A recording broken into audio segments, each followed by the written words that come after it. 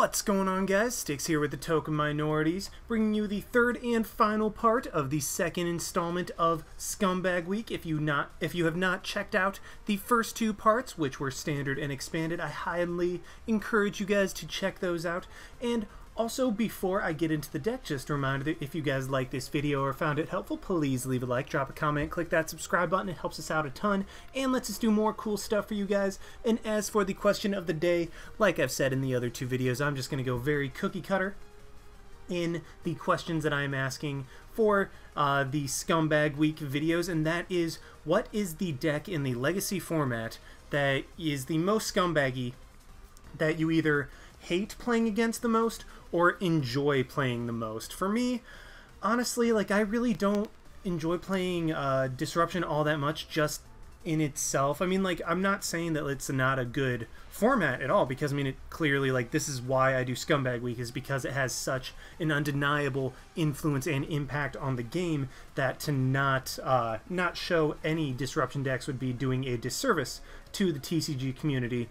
So I don't play Disruption all that much, but in the Legacy format, I feel like there are a multitude of different decks that can qualify as Disruption, but I think some decks along the lines of like Gothitelle, Accelgor, any Vileplume version, just basically different lock decks, can be very successful, particularly item lock in this format, because I mean, Junk Arm is something that is so strong, A-Specs as well. There are things that decks really rely on in order to be successful, and so just locking your opponent out of those is so insanely strong that it can basically just win you the game if you're able to item lock your opponent out of their cards. That being said, there are also like ability lock with Garbodor, and then hammers like that you can just recur with Sableye. I mean, what I thought I would originally do for this week was a Hammer Time deck, just go very much just, when you think Legacy Disruption, you think Hammer Time. That's kind of just how it goes.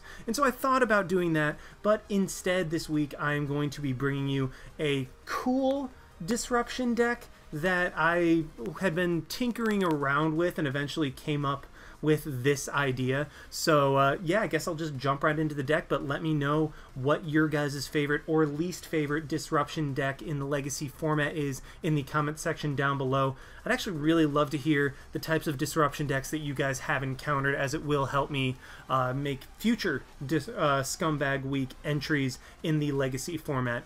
But anyway, on to the deck. It is going to be centered around, so Accelgor is really what makes this deck work with deck and cover. For a DCE, does 50 damage and your opponent is now paralyzed and poisoned. Shuffle this Pokemon and all cards attached to it into your deck. So that is a very good attack, given that you're able to constantly stream Accelgor, get those on the field, and constantly stream Paralysis, because leaving your opponent paralyzed and poisoned racks up damage with poison while keeping your opponent from being able to do anything unless they have like a Keldeo or some way of getting out of the active spot, like a switch or something like that. That being said, a very popular combination for Accelgor would be Gothitelle, which I believe I did a deck video on that. Gothitelle and Accelgor, where Gothitelle would just item lock your opponent, Accelgor would paralyze them, and then your opponent just basically would be locked out of the game. They wouldn't be able to play items. You would be able to just consistently paralyze and poison them and just lock your opponent's active Pokemon there, while Dusknoir, with the Sinister Hand ability, is able to move damage counters around, take knockouts while leaving your opponent's active Pokemon stranded, basically just leaving it so your opponent has no way of getting their active Pokemon out unless they play like a Keldeo or somehow draw into a way out of the item lock, out of a way to knock out their active Pokemon, a way to get rid of Dusknoir, basically just that type of thing. And if your opponent does not have a deck that can do that readily, you very easily just lock them out of the game. So, considering I had already done that type of deck, I decided to do something a little bit different and do Accelgor plus Stoutland. Now, Stoutland is potentially an even more devastating lock than item lock, because with its Sentinel ability, as long as this is your active Pokemon, your opponent can't play any supporter cards from his or her hand, With the Gothitelle lock, your opponent couldn't play items, which, I mean, is obviously insanely devastating. I mean, there's just no question about that.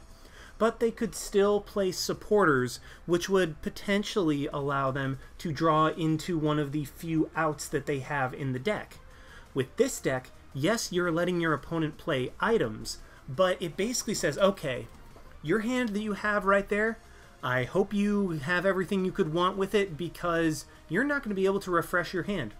Unless they play like a ton of bicycles and other means of random draw support that aren't supporters, they're going to be stuck in top deck mode, and they're only going to be like, okay, well, I top decked a Level Ball. Well, that's the only thing that's really useful that I can do this turn. So instead of just the devastating effect that an item lock can potentially have, this one has the potential to be even more devastating, in that if your opponent doesn't just have an amazing setup, they are not going to have access to a lot of their deck, and even if they do, they will not draw into combo pieces, or they will take multiple turns in order to be able to draw into combo pieces in order to be able to sufficiently play against this deck. So it was a combination that I really wanted to try, and don't get me wrong, this deck clunks, and it clunks hard, but if you're able to get a Stoutland setup, a Dusknoir setup, and Accelgor, you're just able to completely devastate your opponent, just keep them from being able to play anything. Like, essentially, they just have to try to draw and pass. That's the only way they really are able... Well, that's the only plays that they have a lot of time, because their active Pokemon will be paralyzed with Accelgor, they won't be able to use supporters with Stoutland, and they don't even have a chance to get knocked out coming back into their turn because of Sinister Hand moving the damage counters around, leaving your opponent's active Pokemon paralyzed and poisoned to where they can't do anything. So yeah, I mean, that's a whole strategy of the deck. I talked for way too long about that, so I'm going to speed up a little bit as I'm talking about the numbers. For the numbers of Pokemon, as you can see, we're running quite a few at 20. 1/3 of our deck is going to be Pokemon. So a 3-1-3 of Lillipup, Herdier, and Stoutland, just because, I mean, you want to have at least one Stoutland, more than likely two, because Stoutland is going to be the thing that's taking hits from your opponent's Pokemon, like if they're somehow able to have it. So Stoutland's going to be the one taking the hits, so you want to have multiple of these out there, and a 3-1-3 line allows you to somewhat consistently stream Stoutland, allows you to get them up at least when you need them. 3-3 of Shelmet and Accelgor. I'd like to run 4-4 just to get this super consistent, like as consistent as can be.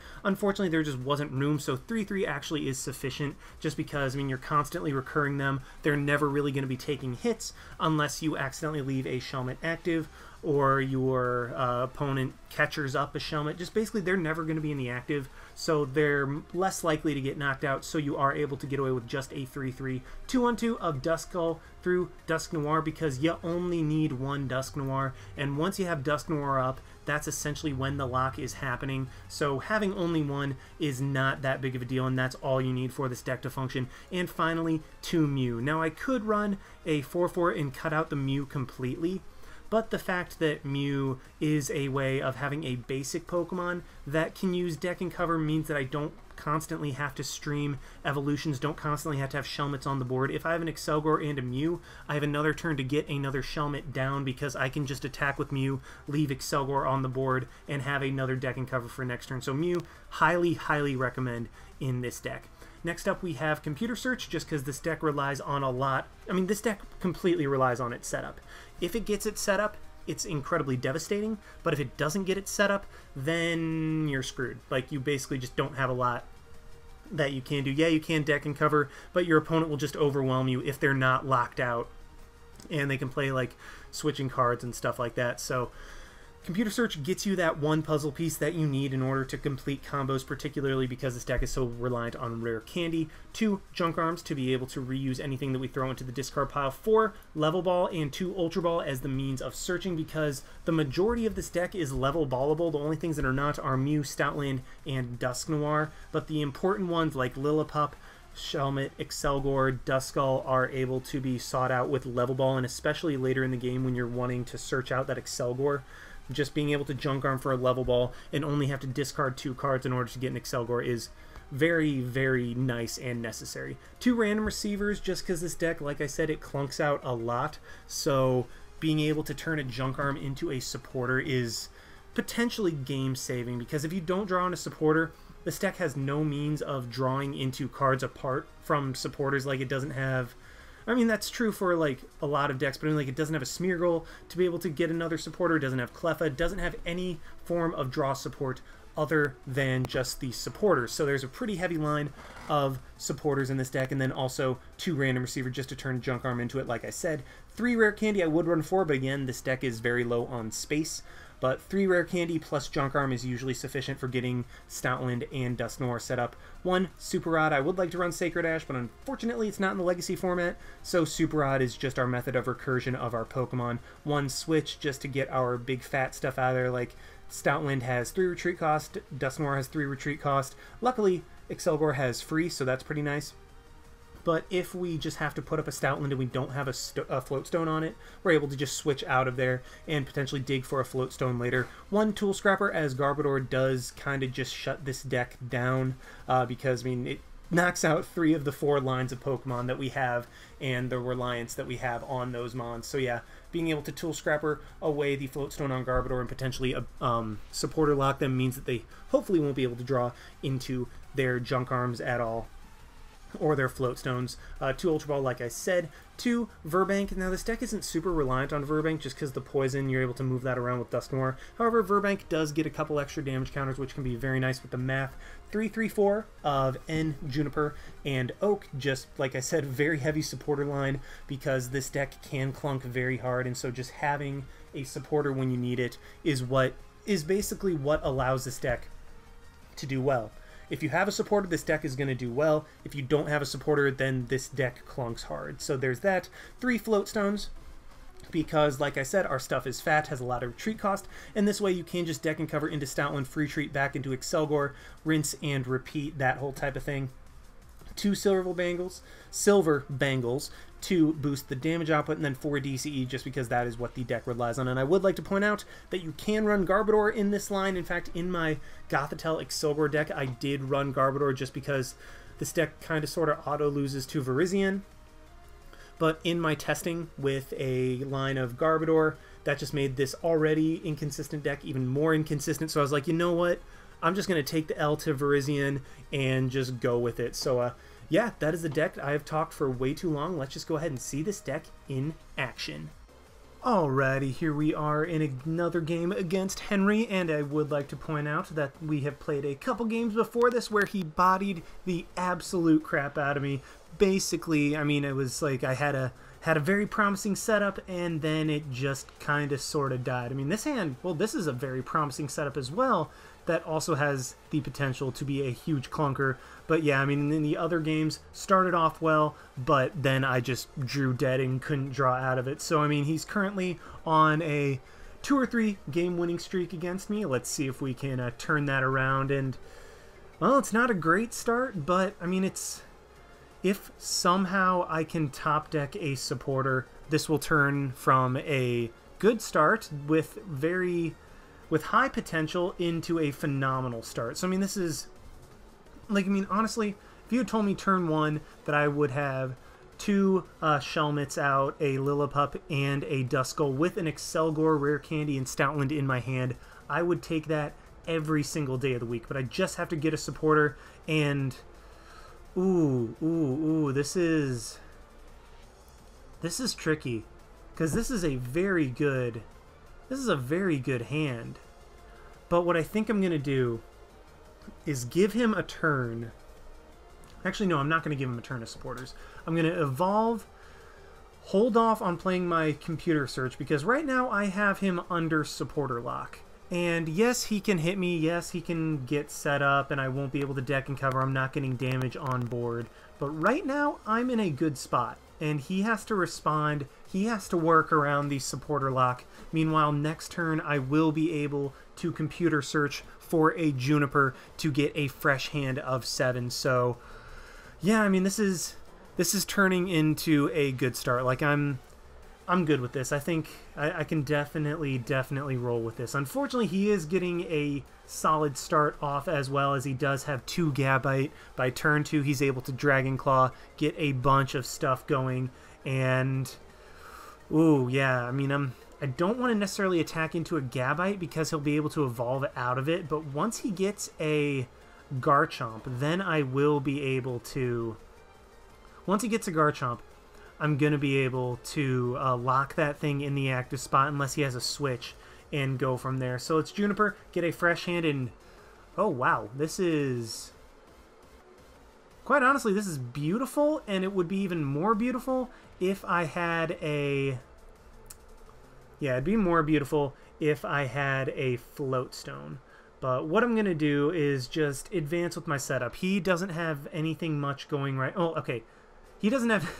When I say he doesn't have anything much going, I mean that, yes, he does have 2 Gabite with energy and another Gibble that's turning into a Gabite, and he's going to be able to start hitting me with Garchomp, but he's not exploding. And so I'm good to just leave Stoutland in the active. It's not going anywhere for the time being. Like, yes, it can get hit by Garchomp for 60 damage, 120 if he has 2 energy. But as soon as he gets into a Garchomp, then I will be able to lock that thing into place with Deck and Cover, and hopefully my Stoutland lock will be able to stick. I mean, if he does have Switch, and I mean, considering all the decks that I've seen, he runs at least 1 copy of Switch, which I mean is very, very smart. Like, I mean, Henry's a very good player. He's not just going to overlook something like that.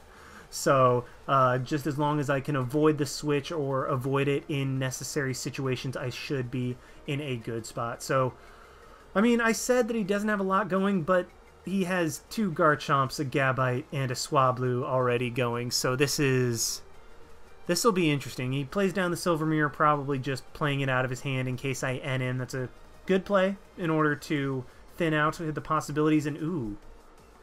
So, let's go ahead and...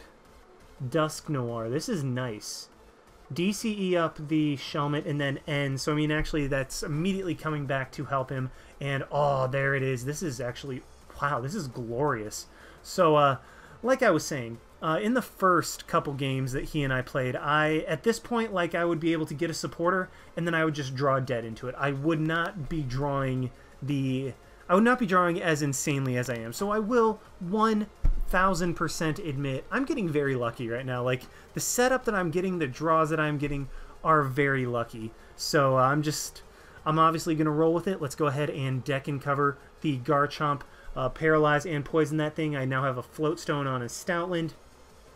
This is where the setup comes into play, and I even have a supporter for next turn, so I'm in a great spot. See the Tool Scrapper, that's fine. I have enough Float Stones, or should have the ability to get to more Float Stones later, and now that the Garchomp is poisoned, this is where Dusknoir should really be able to show, well, get its worth. Like, I'll be able to get my money's worth out of Dusknoir just by moving around the damage. And do we see the switch? Yes, we do. Unfortunately, he drew into the switch, and he's going to be able to knock out this Stoutland thanks to the Altaria. But I do have another Stoutland set up. I'm promoting the Shelmet because I need to get into an Accelgor, and, well, this'll do it. So let's go ahead and Level Ball. I could grab another Shelmet, but I want the Accelgor, because if I happen to Oak into a DCE, I can attack with Mew. Otherwise, all I need is just another Shelmet to play down so that I can keep the lock going.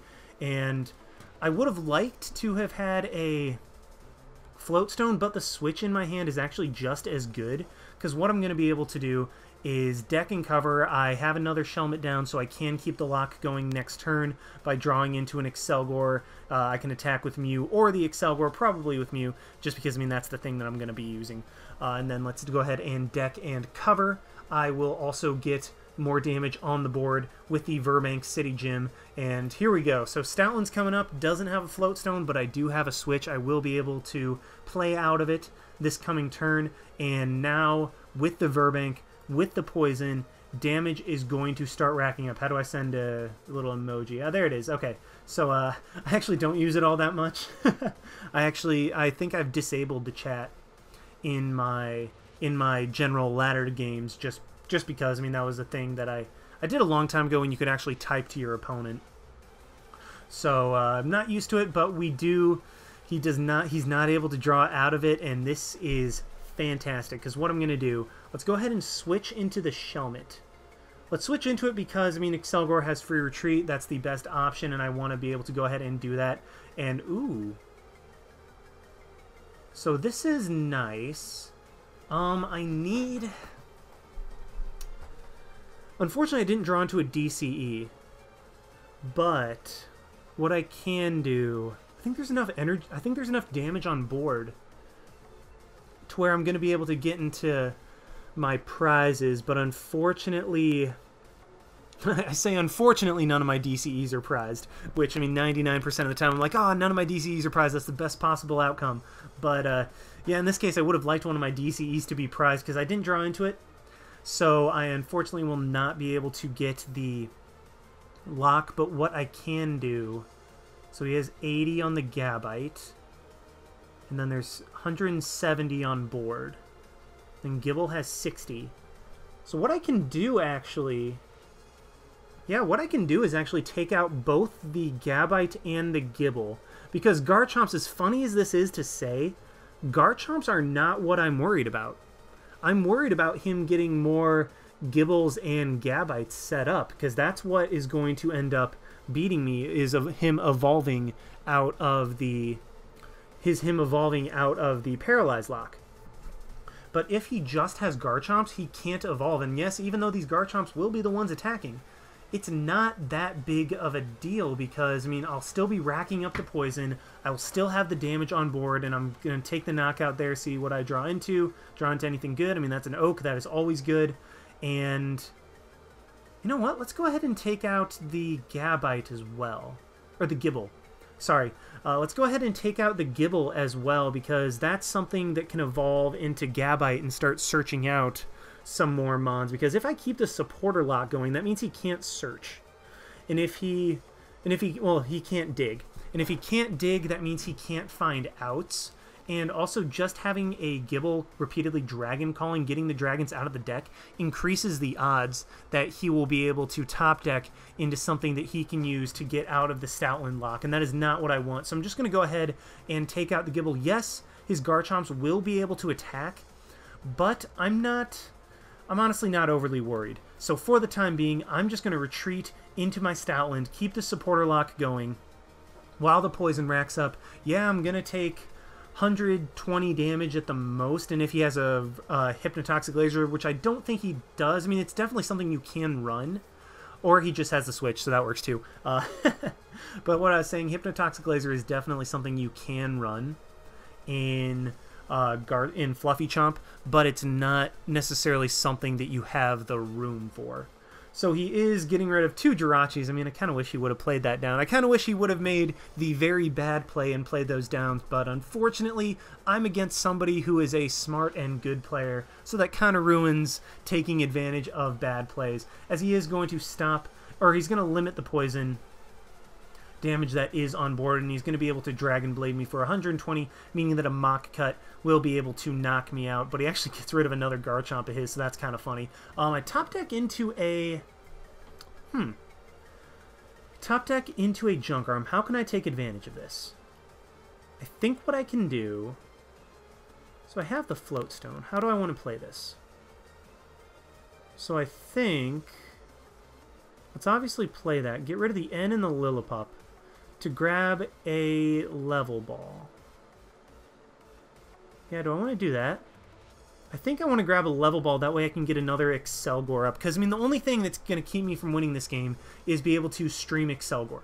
And if I can do that, then I will be able to just win. So what I'm actually going to do, I think, is grab another Shelmet. Because I could grab another... I mean, I could have played down the Lillipup, but again, I want to just keep streaming Accelgor.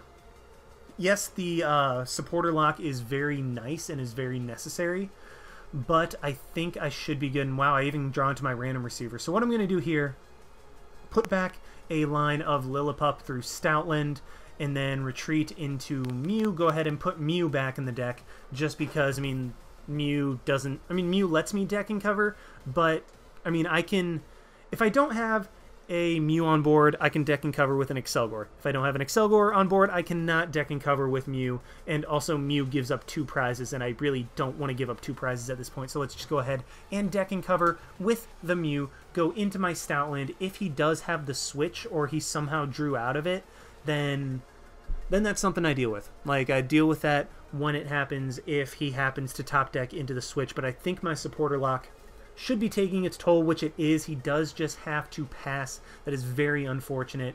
And, ooh, what I can do right here, yeah, because I put a line of Lillipup through Stoutland back in my deck, what I can do right here is just Junk Arm for a Level Ball to get another Lillipup out. That way I can guarantee that I have the supporter lock continued at the very least, even if I can't deck and cover. But at this point, my deck is so streamlined and it's so thin. Yeah, as you can see, I draw into 3 DCEs. I should be able to continuously deck and cover. Yeah, let's DC up the Accelgor Sinister Hand because I want to keep this damage off of the... I mean, I want to knock out this other Garchomp with the damage that I'm going to move off of this one because, I mean, this Garchomp is going to be locked in the active.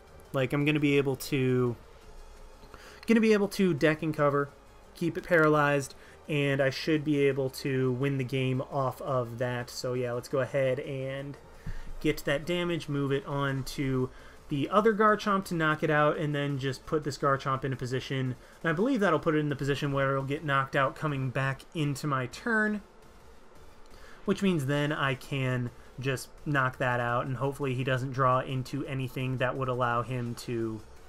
Hopefully he doesn't draw into another basic Pokemon that would allow him to potentially break the lock if I took the knockout. And at this point, I'm just going to go ahead and Tool Scrapper, get rid of the Silver Mirror and the Silver Bangle, really for no other reason other than I just don't want to draw it if I happen to draw into an N. And yeah, let's just go right into the Accelgor one more time and deck and cover, paralyze this Garchomp, and...